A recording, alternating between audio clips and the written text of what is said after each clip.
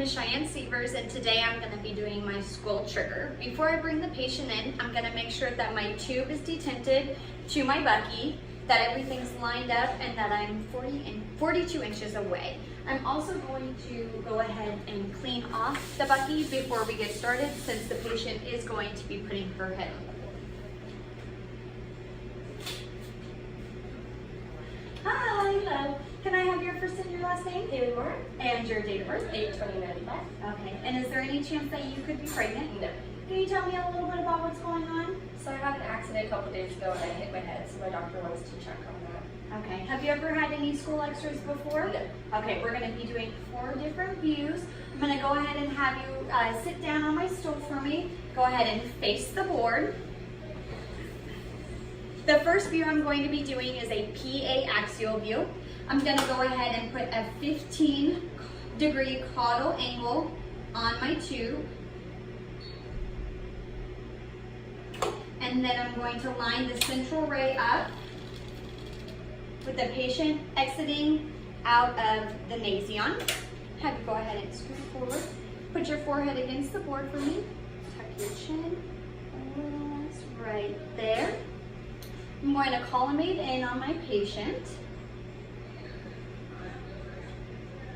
I want to make sure that the patient's OML and the mid-sagittal plane is perpendicular to the IR. I'm going to raise up my bucky just a little bit to make sure everything is aligned. I'm going to double check my central ray one more time. And then I'm going to shield my patient.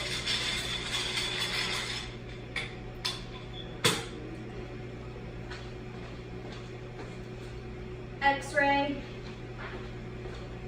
For this exam, I use a technique of 80 at 12. Now for the next position, I'm going to do a lateral view. So I'm going to have the patient turn and put their left side against the board. Keep your shoulders rotated. I'm going to make sure that the patient's body is oblique, but the face is lateral. I'm going to go ahead and take my angle off my tube.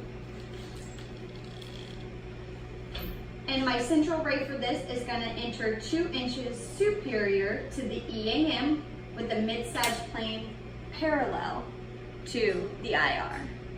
So here's my EAM. Going to realign my bucky. And I'm going to move my left marker to the front of the patient. And I'm just going to double check the patient's straightness. And again, I'm going to shield the patient. And I'm going to collimate in. And then I'm going to make my exposure. X-ray. For this x-ray, I used a technique of 80 at 6 kVp. Next, I'm going to do the AP axial, or the Townes method.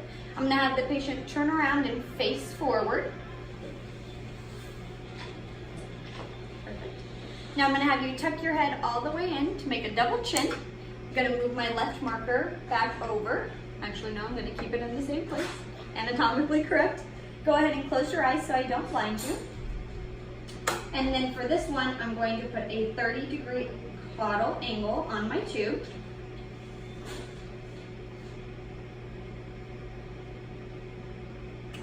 And my central ray is going to pass through the level of the EAM and enter 2 inches above the glabella.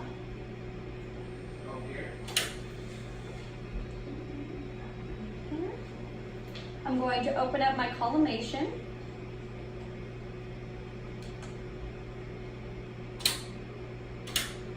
And I'm going to realign my bucky. I'm going to have you tilt your head back and then tuck your chin. There we go, just like that. Move my central ray up again. We want to make sure that we include the whole entire skull. Going to tighten in my collimation.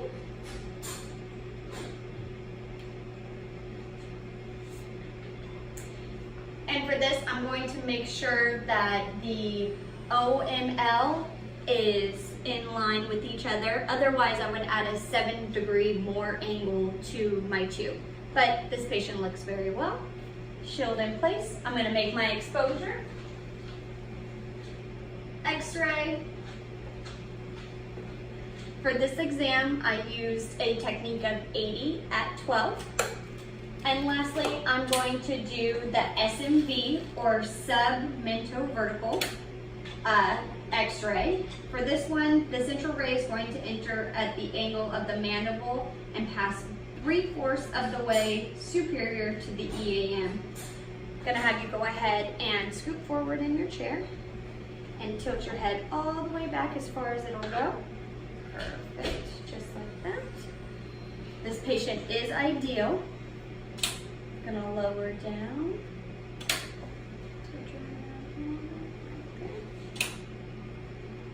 And again, my central ray is going to enter between the angle of the mandible and pass 3 to 3/4 inches superior to the EAM.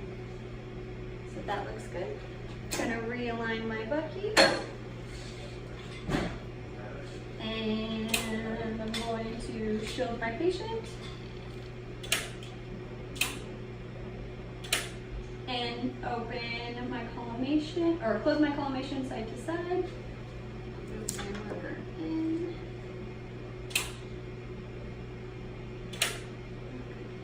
And one more time. X-ray. You can go ahead and relax. And for that exam, I use a technique of 80 at 14, and this will conclude my skull trigger.